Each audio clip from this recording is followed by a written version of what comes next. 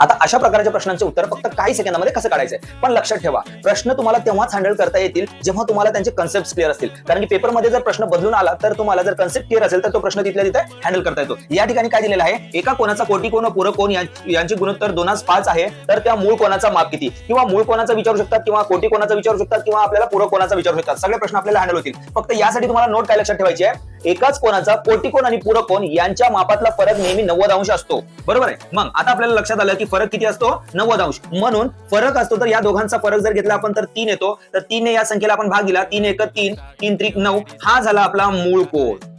हा झाला आपला मूळ कोण जो की प्रश्न विचारलेला आहे. समजा तुम्हाला विचारला असता कोटी कोण, तर 30 गुणिले 2 म्हणजे 60 झाला तुमचा कोटी कोण. त्याच पद्धतीने 30 गुणिले 5 किती येतं, 150. हा झाला त्या कोणाचा पूरक कोण. म्हणजे तर विद्यार्थी मित्रांनो, हा कन्सेप्ट तुम्हाला कसा वाटला कमेंट बॉक्स मध्ये कमेंट करा आणि व्हिडिओ आवडल्यास लाईक करा. चला भेटूया पुढच्या व्हिडिओमध्ये. तोपर्यंत जय हिंद, जय महाराष्ट्र.